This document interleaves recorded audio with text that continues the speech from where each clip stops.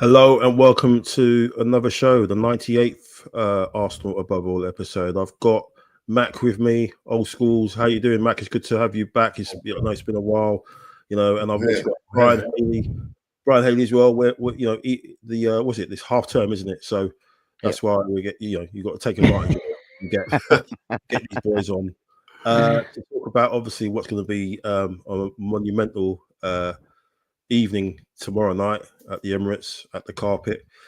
Before that, obviously, we have to talk about that little game that took place at Merseyside.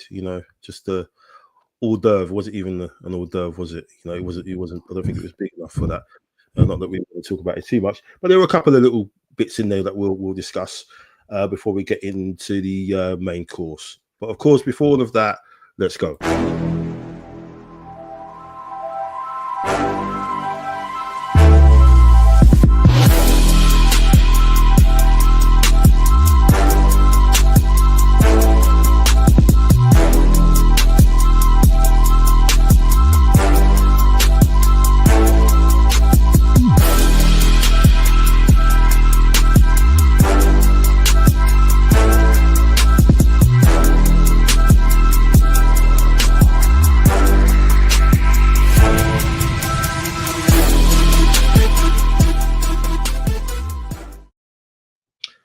Hello and welcome to the show, Mac. How you doing, man? Good to see you. I'm all good. It's good to be here. And thank you for inviting me again. Like you said, it's half term, so I always pop up in the holidays.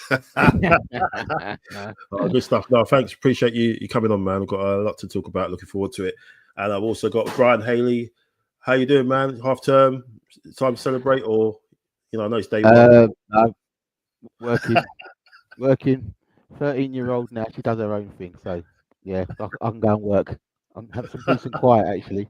Good. Thanks for coming on. I know it's been a while as well. It's been a while since we did a show. I think the last one was the Man United game. So that was a while back. Had a bit of a break and just checked out a little bit, in preparation for what's to come, especially with the way that the league campaign is going. Kind of lost focus a little bit. But we've got something massive to talk about, obviously, in a bit. But before that, let's get into what happened at the weekend. Pay obviously your respect in terms of Everton. The last time that we went to Goodison Park I think it's 120 years we've been playing down there at Goodison Park, and I think Arsenal produced a gift of some sorts. Which was obviously a touch of class from the club as well, as usual when they do stuff like that. It's a shame the referee decided to give out gifts in the second half with that penalty decision. But we'll go back to the lineup first, Mac. I'll ask you, Mac, about that. Was there any surprises in that? Because a lot of people were wondering, does he still,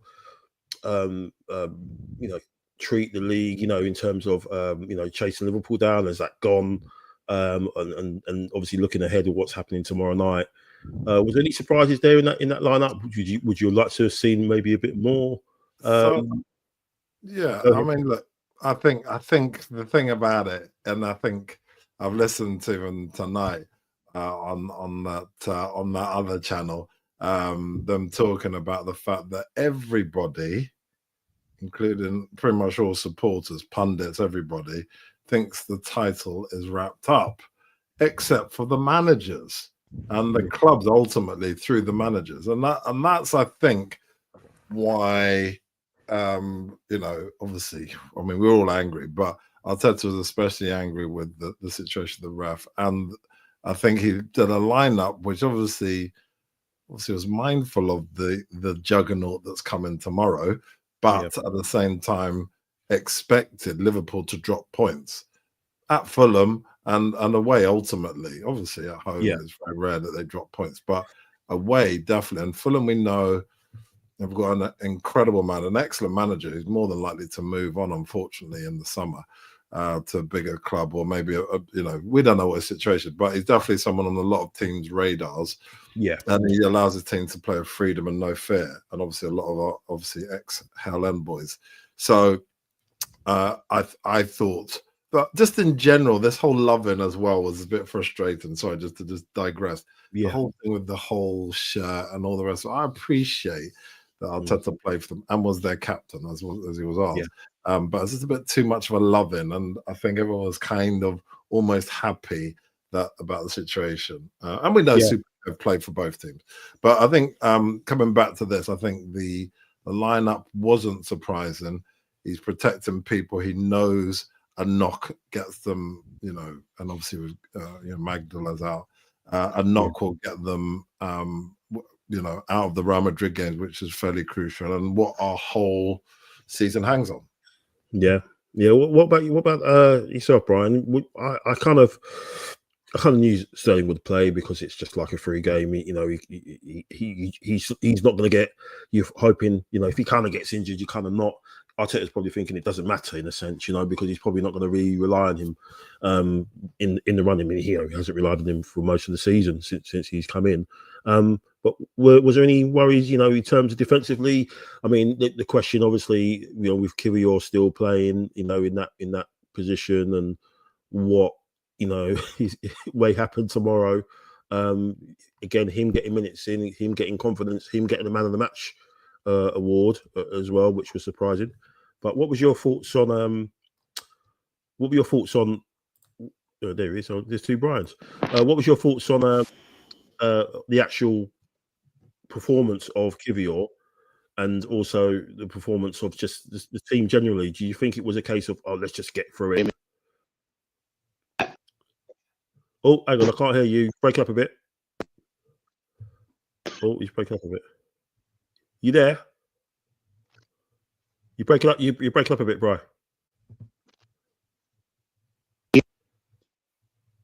Oh, he's a bit all over. Can you hear him, Mac? I can hear you. Yeah. Yeah. Hang on. Let me try and come back in, and then we'll see if it works. If you come out and come back in again. But yeah.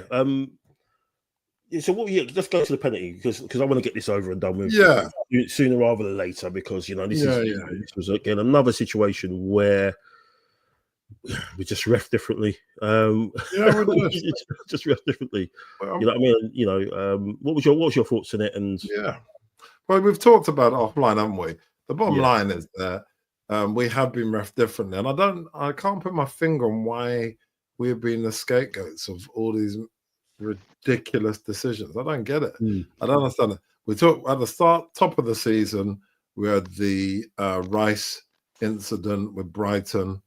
I mean, absolutely scandalous, and no one else in the whole league has ever had that red card. The second yellow card he got when he was actually the one getting fouled. The Trossard situation, where he kicked the ball away when he was actually not trying to kick the ball away. No one would listen to him. He got a red card for that. The whole thing with Saliba, when it clearly wasn't a goal-scoring opportunity. That's not happened again. The clash of heads against Brighton with Saliba again, penalty. And here we are. I mean, this is just to name a few. Here we are when action is clearly happening between two players outside the box, coming into the box, tussling together. It wasn't like he pushed him over, and it's not clear and obvious. And the Everton guy was the stronger guy, and then literally our guy fell down first, as in Lewis Skelly. And then this guy fell down, and yet the penalty was given. Linesman didn't do the job. I appreciate that VAR didn't do a job, but apparently they can't get involved anyway. But I thought the whole point of VAR was to do him a favour, to help out the referees. So it's a scandalous penalty, and no one has acknowledged or said from PGMOL that a mistake was made, and no one outside of them has said that it's a penalty. So I don't get what they're trying to do to us. What are they trying to punish us because of the Lewis Skelly thing, or because they don't like the way we've handled ourselves last couple of seasons? I don't get it. But it was a scandalous penalty to give. Yeah, what was your thoughts on that, Brian? If you can hear us, never a penalty. Never a penalty. I think when we look at the game in itself, look, you know what? It's so frustrating, as you can probably gather, because we are giving, or referees are giving, decisions and silly decisions like that. You just got to let a game kind of flow. When you saw Harrison basically get back up on his feet to continue to play, that shows you what players, at times want to continue to play in those situations, because there was still an advantage to be had. Exactly. And that's the thing that frustrated me more than anything else. They didn't appeal for the penalty. They looked to have played the advantage when Lewis Skelly went down and Harrison got to his feet. Yeah. And actually played the advantage from there. And then the opportunity came their way with the referee making a decision. As I said, there's more frustration for me, to be honest with you, and that's where the inconsistencies, which we've spoken about numerous amounts of times on the shows, which have been causing us more.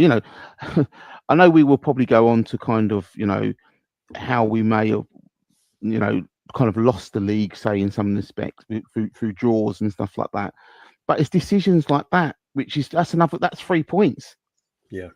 That's 3 points right there. Yeah. Of a decision that really didn't even have to. He didn't even have to make a decision. That's the thing. Didn't even have to make a decision. The game could have gone on and flowed on as it was when he got back to his feet. So, yeah, as you can imagine, I'm a little bit frustrated to say the least. I'm frustrated with technology this evening, and I'm frustrated with that decision as well. Yeah, fair play. I mean, that's pretty much put the hammer on the final nail on the coffin, let's say, for the title. I mean, there's 11 points. Even if it had gone down to 9, with the games that Liverpool have got coming up, it's all done and dusted. I know, people are trying to dress it up. Sky, funnily enough, are trying to still dress it up that there's a title race there, because obviously they want to sell it, and that's what they're pretty good at. But they've done pretty well to maybe sell one of the worst, Premier League seasons, I can remember. I think I messaged to both of yourselves in terms of the style of play from teams being too risk averse, and not just Arsenal, not just Arteta. Teams across the league have been like that. There's probably a handful of teams who you could probably say have played on the front foot. Bournemouth, Palace to a certain extent, Forest to a certain extent as well. But Forest pretty much sit deep and then try and hit you on the counter, really, and with their two wingers. So there's nothing really expansive from them. But everyone's kind of tried to I think it's been pretty much said by a lot of other people today. People are trying to replicate what Guardiola's done, but with average players, or players that don't get it. You see it in League One. You see it in League One and Two. Sometimes when you look on Sky Sports News, you see the goals from the lower divisions, and you can guarantee that there's going to be a few goals, from teams trying to play at the back. They don't know what they're doing, and it's just an absolute disaster. And I think it's just across the divisions. Teams just want to play this way, and we've got a guy who wants to play that way. And we're going to come on to that in a bit in terms of the. Brian's gone again. You right, Brian? You having no problems? Like trying to lose a marker. I'm back. Well, yeah. So I just think, we'll touch on the whole style of play and the systems and everything like that in a bit.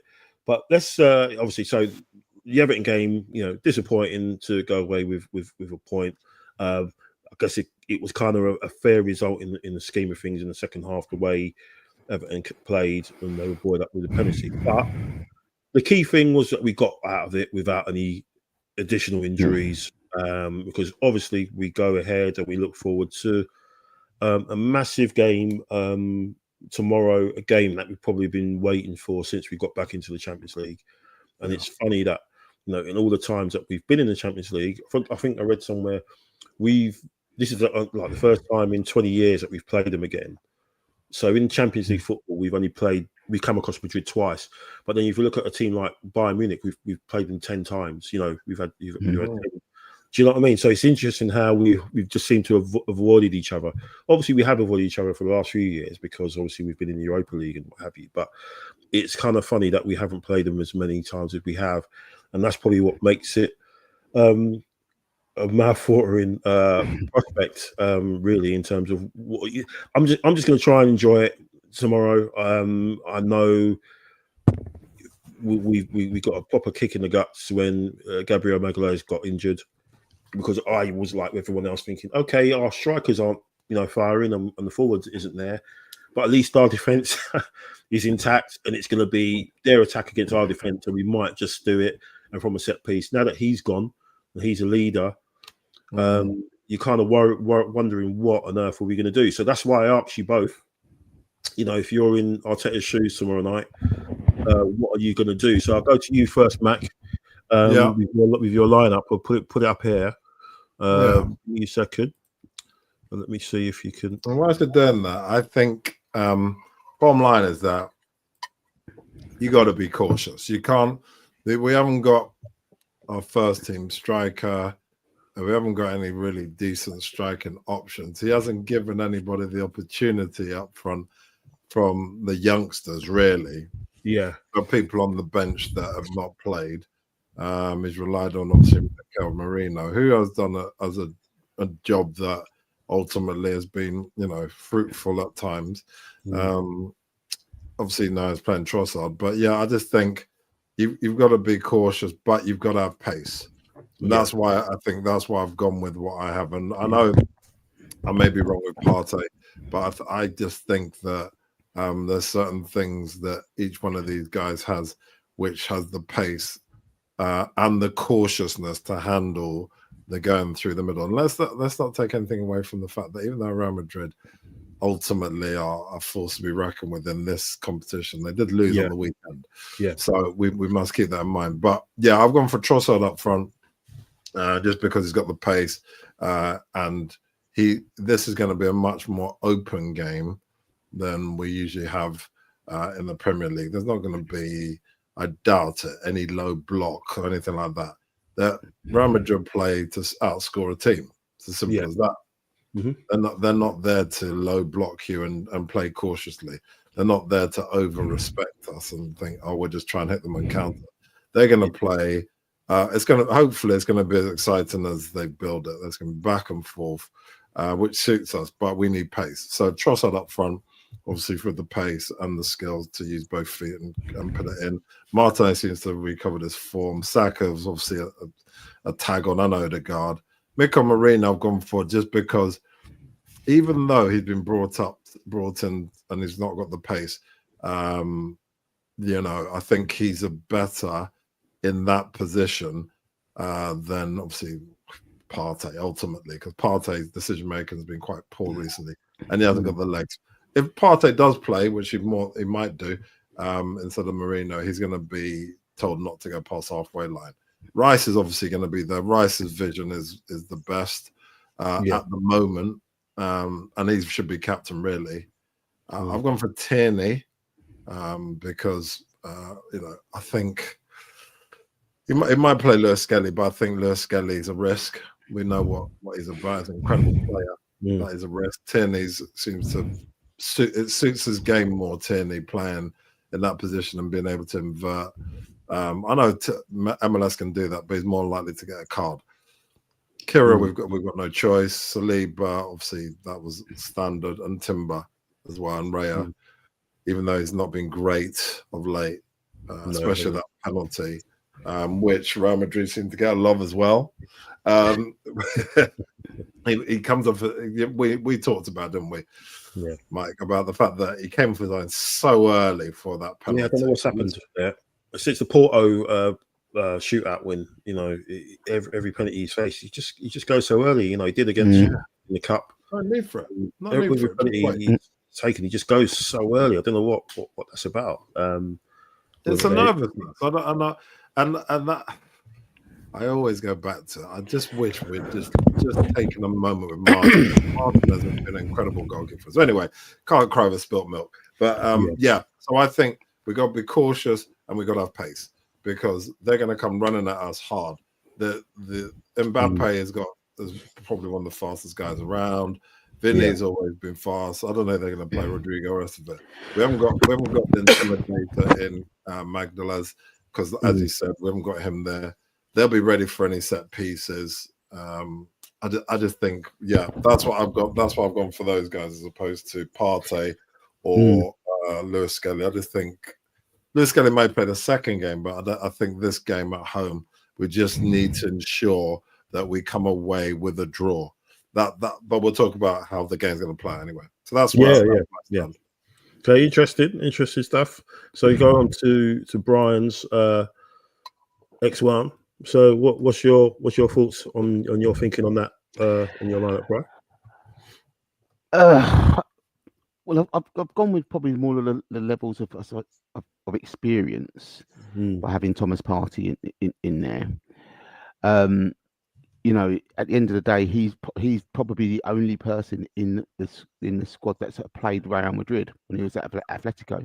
Yeah, and Marino probably as well. Yeah. You know, so you're probably going to need a little bit of experience in that area. We are going to get possession of the football, and he, you know, when Thomas Partey is the Thomas Partey that we know, his vision and incisiveness it could be quite vital.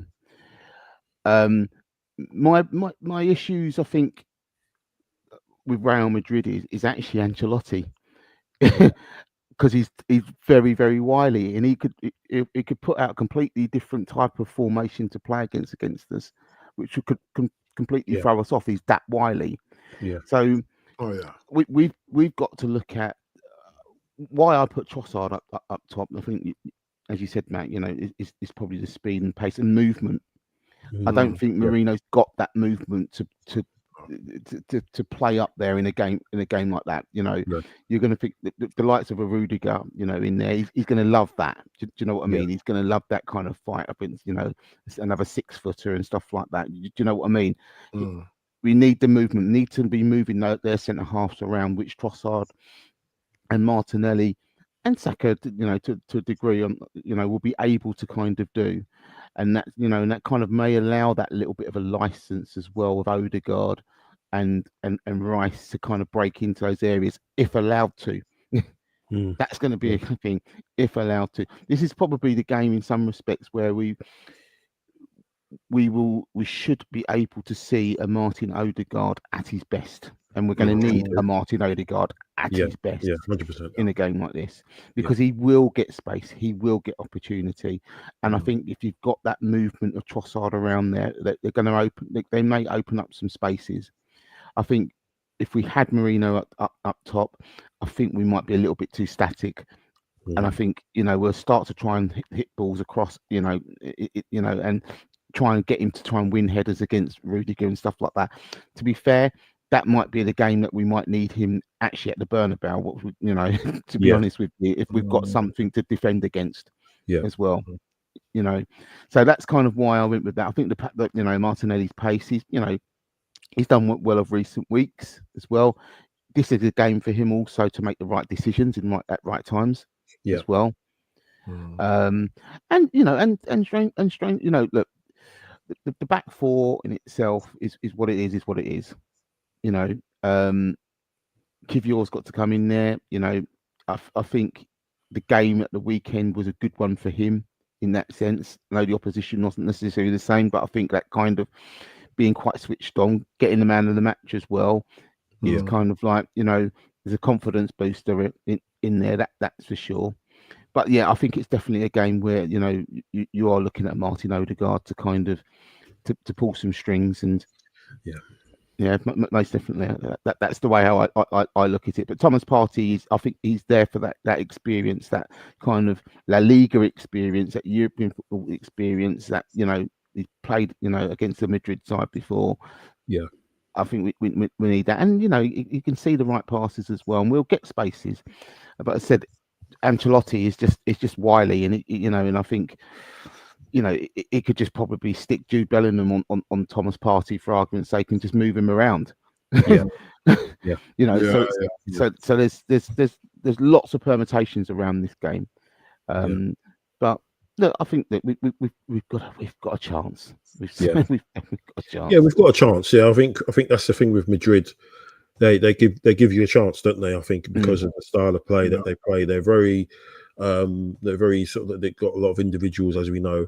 But I do think they give you a chance. We just need to make sure that we're clinical, and that's why it's a shame that we're not going in fully at full strength, especially in attack. But obviously, I in my lineup, I haven't put it up on a graphic, but if it was me, yes, I would go with Trossard, because again, I think the movement that he provides, the cleverness, playing around the corners. He's done a job in the Champions League last season for us in a couple of games where with Martinelli and Saka either side of him, and I think he tends to turn up in the big nights under the lights. He tends to want to do something, and I think he has been a bit annoyed the last couple of games where he's not started, and when he did score the other day, he looks a bit annoyed and angry and stuff. And I think he just probably wants this to be a last sort of chance to show what type of that he's still got it, because obviously the rumours are that he's going to be probably one of the ones being shifted out in the summer. But I would probably I would start with Trossard.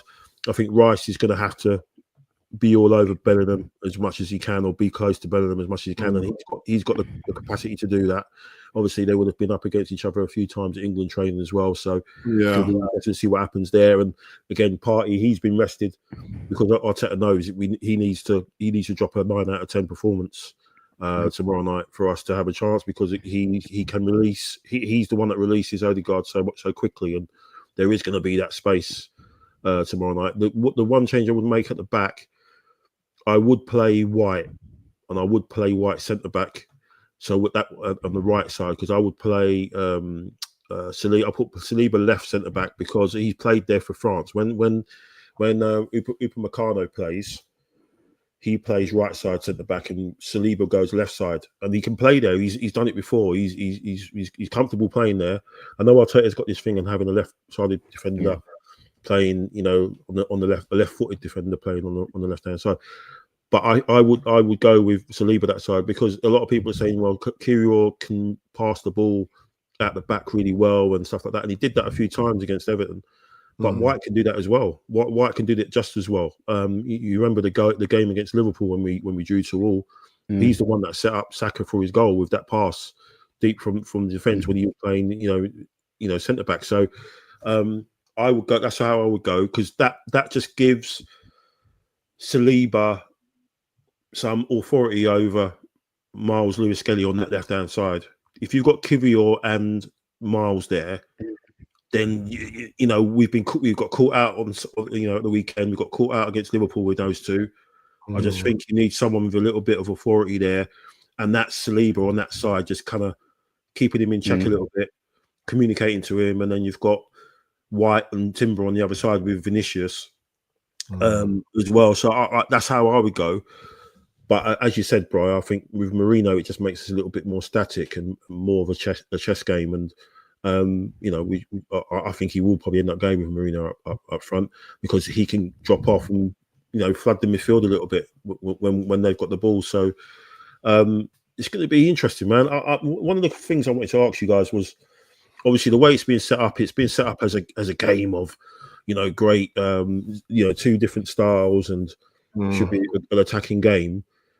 But as we've seen this season, Arteta has been very pragmatic, hasn't he? In terms of the way we've played, especially when we've gone 1-0 up. It's like he wants to control the game rather than go for the kill. So you've got his style, and you've got Ancelotti's style, which relies a little bit more on the individualism of the players. Playing kind of off the cuff a little bit.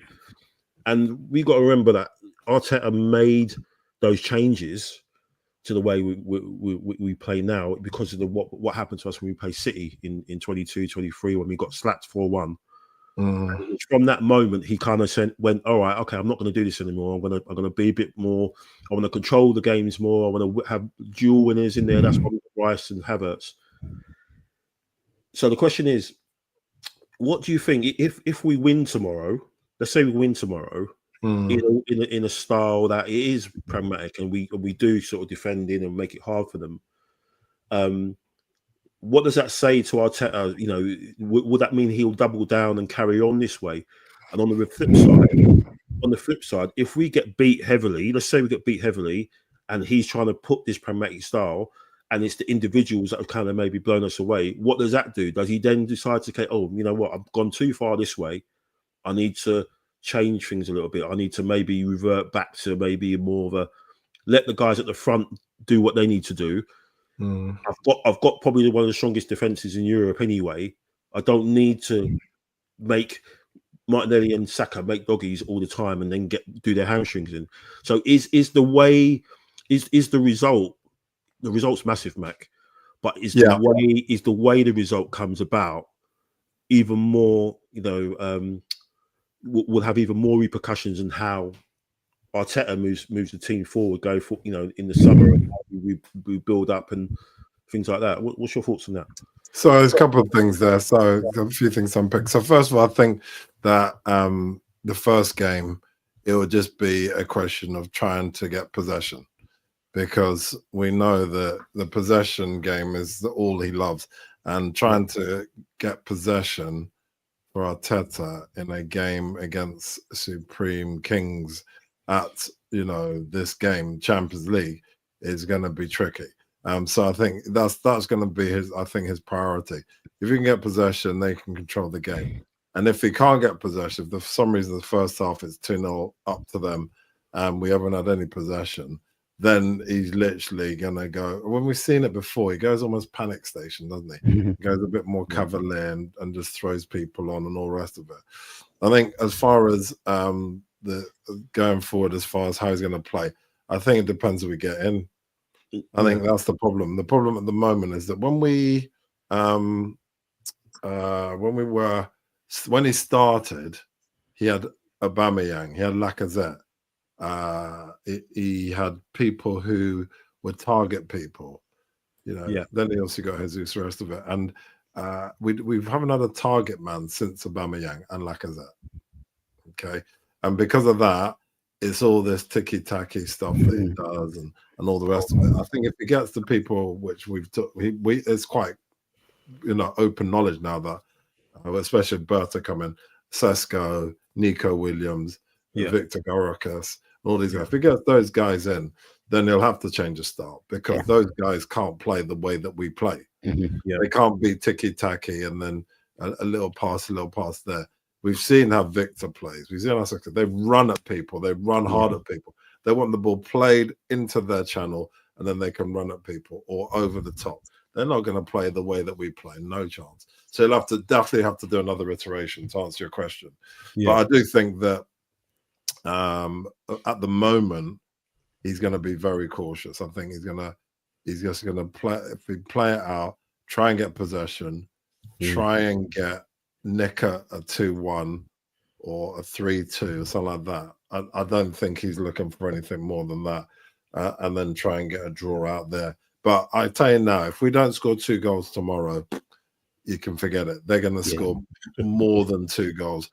But I think we could try and limit them to 2 goals tomorrow. Yeah. But we have to score 2 goals if we're going to keep up with them over the 2 legs. Yeah. And that's when we go there as well. We need to at least get 1 or 2. But I just think you need 2 goals. If you look at the way that they smoked after they put that big flag up, smoked City like a kipper. You know, it's because they score goals, and that's the way they play. I mean, obviously they had a blip on the weekend, fine, but they're a goal scoring team, and we know that the referees are much better standard in the Champions League. That's why we're where we are, because we know that they're decent. They'll let it go, but we have to score.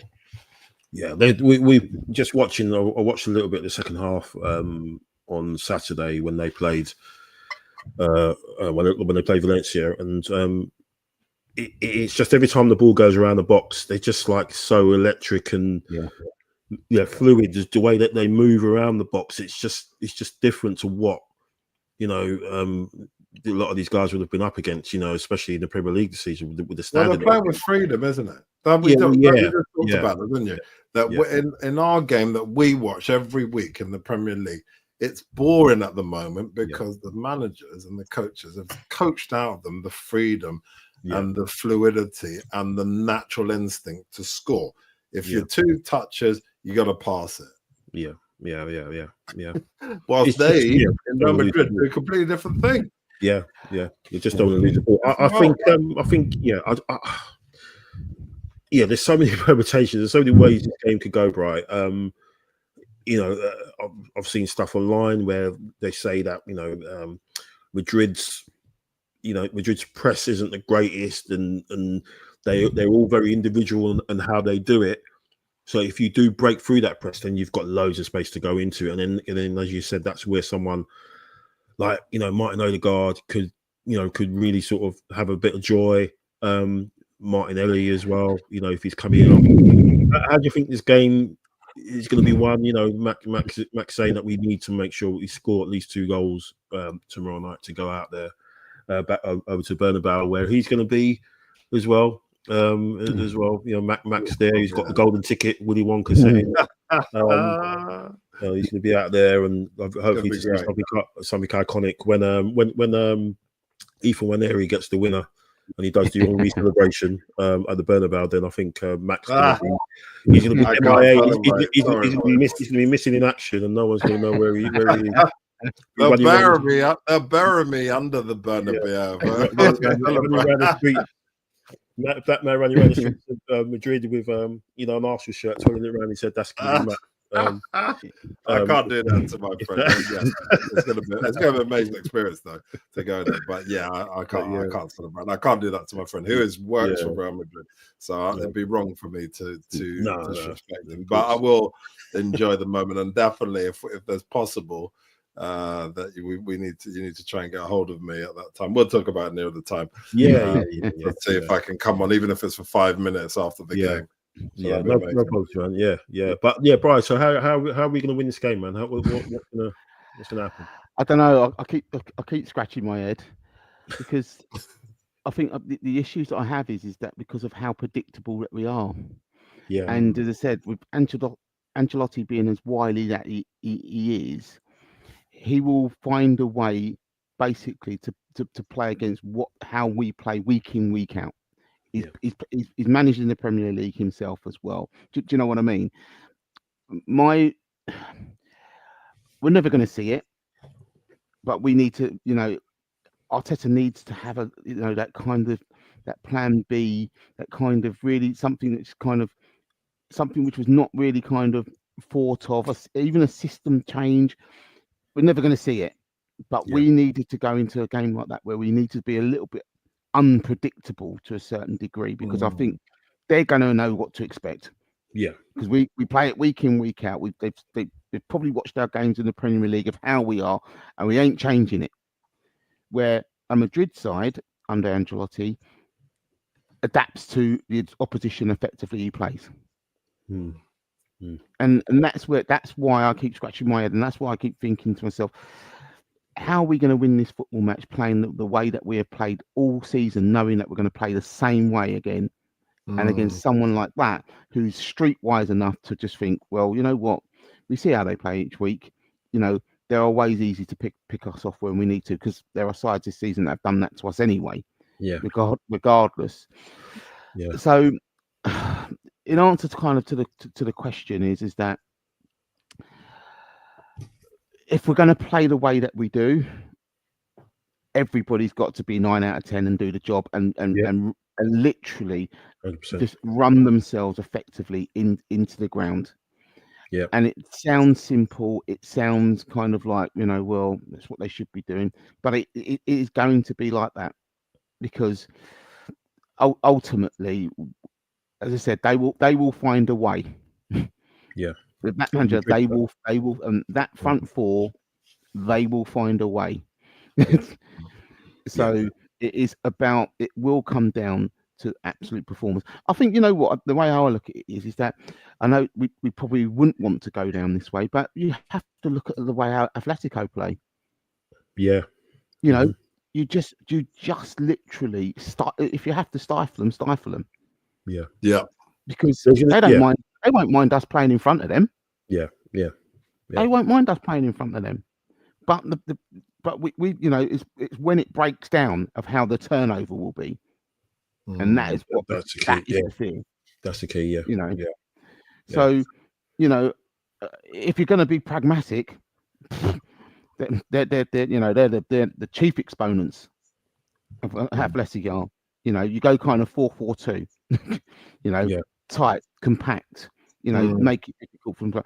Now that might be that you might have to go to the Bernabeu and do that, but you know, it doesn't stop us from doing it at home either, with regarding to getting something to go away. Yeah, yeah. You know, I just think that, you know, against we know against teams that have done the low block, and we've had trouble, you know, with that all season long. You know, you know, we haven't even managed to beat Everton this season. You know, if you think we've had 2 draws against them, you know what I mean? Because especially the way they stank the place out at the Emirates, so we couldn't get a goal.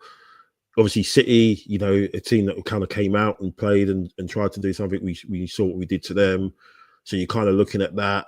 You know, Madrid are you know, you can score against them. You know, they're not this. You know, unless Courtois is in some unbelievable, you know, situation like he was in the cup in the final a couple of years ago against Liverpool and stuff like that, where he saves absolutely everything. He's kind of, you know, not a touch and go whether he's going to play. I think the keeper, the Ukrainian one, he's injured. I think he's out, so it might be a third choice keeper. He played at the weekend.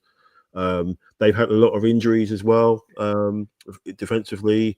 Again, obviously, but defensively, but going forward, they're all their boys are there. I just think it's going to be a case of it's easy, you know, simple to say, but have to be clinical, have to, you know, put our chances away. We're going to get chances. You know, set pieces. The set pieces need to be on point. Just hope the referee doesn't buy into the, you know, when the corners come in and people start going to ground, he blows up. Apparently, the referee's a Madrid fan. I've heard. Apparently, he's been on a podcast a few years ago saying that he supports Real Madrid. He's a Bosnian referee, and apparently he said a few years ago, "Yeah, I love Real Madrid. You know, I grew up supporting them." So, you know, if anything dodgy happens tomorrow, then we already know, you know, what's going on. But yeah, I agree. I agree with you guys. It needs to be, you know, literally everyone needs to leave it all out tomorrow. This guy does. He's been poor this season. He had a bit of a purple patch. Came back from injury. I think it was the adrenaline. You know, he looked like he was back, and then don't know what's happened to this guy. He can't shoot. He's not finding people with passes. You know, he had a chance at the end Saturday on his left foot. Yeah, like scoring. You know, this guy, you know, he's turned the corner a little bit. I think he's kind of getting himself into form because he knows the Brazilian boys are coming, and you know, Rodrigo and Vinicius, and he wants to kind of show what he's got. And I think he's going to have a good game tomorrow. I think he's going to have a lot of space to operate in, and I think I can see him scoring tomorrow. I can see him doing it. You know, obviously this guy, obviously against Vinicius, you know, we know he's probably the best one-on-one defender in Europe. I'll put him up against anybody, you know, in world football. But I just think he needs to stick on the right-hand side. People are talking about maybe playing centre back.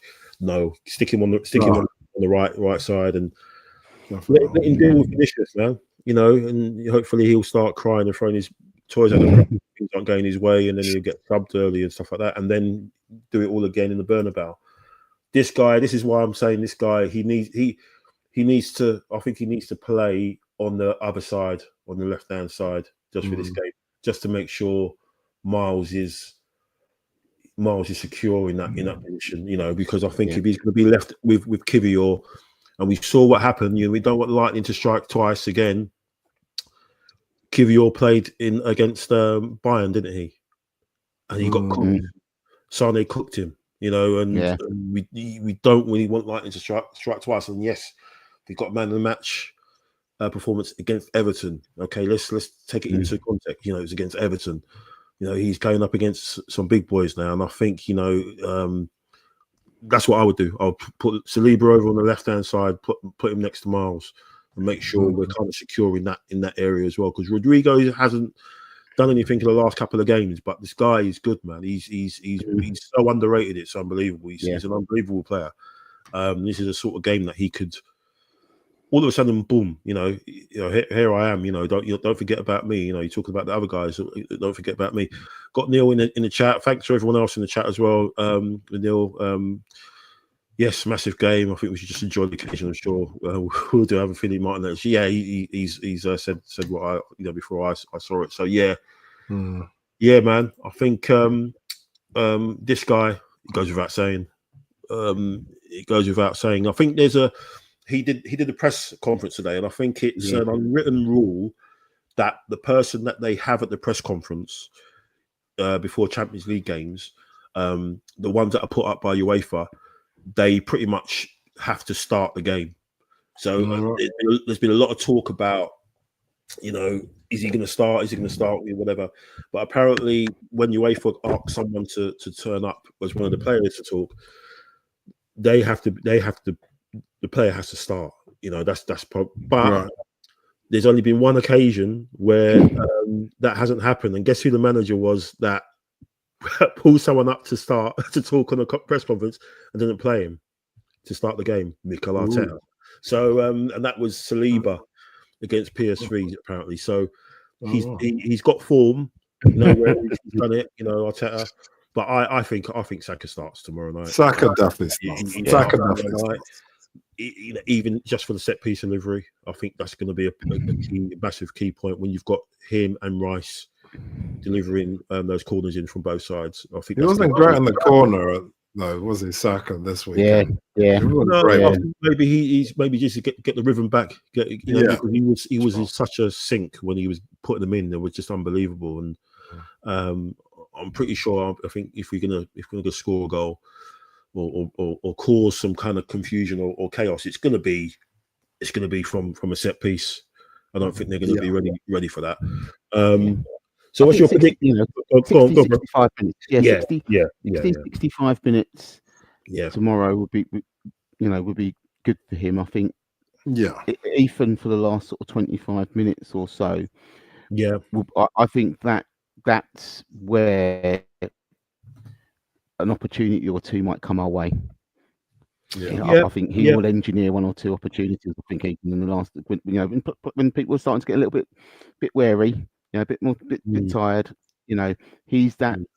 Got that little bit of injection. Bit of creativity to real. I can't really say what the Madrid bench is generally going to be like, as many kind of other than probably Endrick.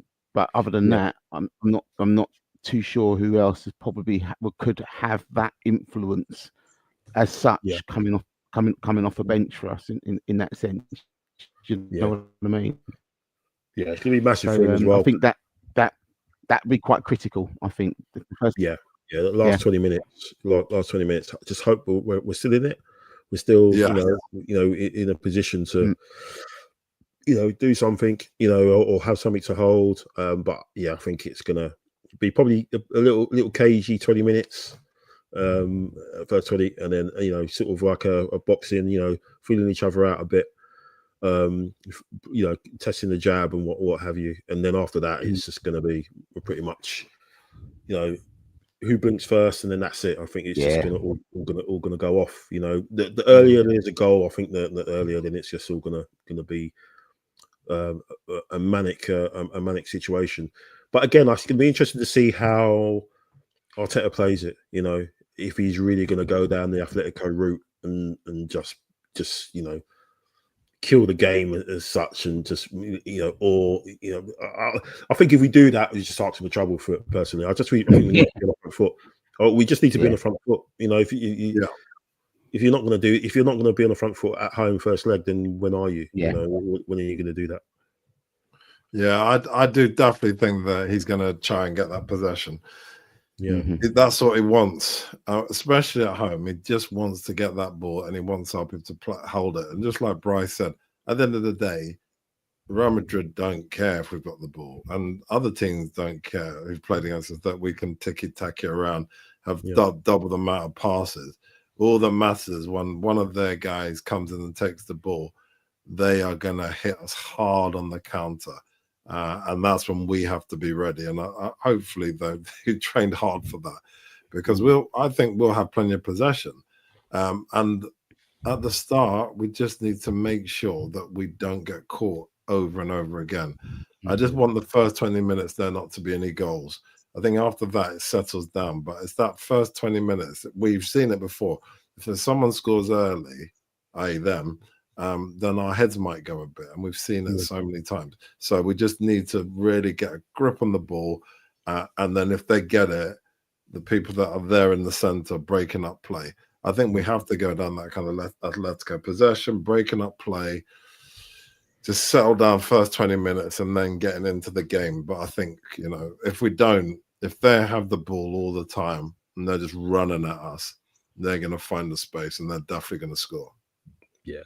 It's going to be such an interesting, so many options up front. And I think yourself and Brian have said, the boys need to literally not dropping 9 out of 10s tomorrow. Has to be the game of their season. 100%. Yeah, has to be. I mean, they just have to literally everything is zones in this, and I suppose it becomes more pointed because we're out of the league. We've got nothing else to play for. It's not like the FA Cup's looming or anything. You know what I mean? So it's just this is it. This is your moment. Otherwise, season's over. Yeah, in April. Well, technically, the league was over in March, wasn't it? January, really, when we don't buy anybody. Yeah, we're relying on people, and then obviously get injured. We should have really bought someone in January. But anyway, let's not get into that. All in tomorrow. Let's just hope it's a magical night. And as Neil said in the chat, you just got to try. You got to enjoy these nights. You got to as much as you can, and then see what the fallout is, and then we'll talk about that as well. But no, thanks guys. It's really enjoyed the chat. Loved your lineups as well. Can I give my predictions? Yeah, get your prediction, man. Yeah, what do you think? So I think this will be interesting for everybody. I'm interested in what you boys think, but I think, and don't shoot the messenger, but I think we are going to win tomorrow. I think we're going to win tomorrow. Okay. We're going to start cautious. I said, and it's going to be ticky-tacky. They're going to score early. 1-0. First 5-10 minutes. They're going to score. Simple as that. Yeah. I think then, obviously, our lot switch on when someone scores against them, don't they? So then I think it will take probably about half an hour, and we'll get the equalizer. Then there's going to be back and forth. It's going to be a madness. And then they're going to score. It's going to be 2-1 at halftime to them. Second half, after being blasted by Arteta and whoever else, they're going to come out and we're going to score within the first 10 minutes, 2-2. And then it's just going to be back and forth. But I think we've got a better bench than them. Okay. Their guys, obviously their first team is better than ours, but when people off the bench, we've got people, the Ethan Nwaneri's of the world. Nwaneri comes on, scores the winner, 3-2. Oh, wow. Game over. Good night. Jeez. See you back in Madrid. Yeah. So that's what I think. And I say what the second half, which I'm going to be there for. And if I get it right, I mean, I'm going to go mad if you get me live. I think they score quite early. Yeah. And then so it's obviously an equal footing then. Yeah. Then we score. Okay. And then they score. Okay. So I think then that's probably about it. I think it goes to extra time. Okay. And then penalties. And then we come out on top on penalties. I think it's going to go to penalties. I know what you're thinking. I'm thinking there's no way they're going to not come out on penalties. But I do think that on the night and the pressure that we would come out on penalties. I think we will. I'm sorry. So I think we're going to win the first leg. It's going to be a draw the second leg, extra time, all that stuff, all that jazz, and then goes to penalties. But that's my thought. I know it's a madness maybe, but that's I don't think I'll be able to take that. But what do you think, Brian? What you go for? Oh dear. Look, I do think Madrid are going to score. That's I think if Gabriel was there, I think it might be slightly different. Yeah. But I do, yeah. I think I think Madrid will score. Mm. Will they score more than one? Yeah. That's another thing. Will we take opportunities when they come our way? And that's going to be the key thing. If we can take, and I think you're right. We could quite easily score early. In these games, we've been we have scored early in games as well, and and then sat back and then absorbed pressure and stuff like that. So it would not surprise me in any way if that basically happens again. We score within the first 5 minutes and we sit there and try and absorb pressure, and then concede. Yeah. I think probably I think we might win 2-1. Yeah. I think we might win. I think we might win 2-1. But then it does make the game at the Bernabeu right on a knife edge, and that's where can we really do an Atleti and block all the holes? He just put left backs on there. He just put left backs on all left backs.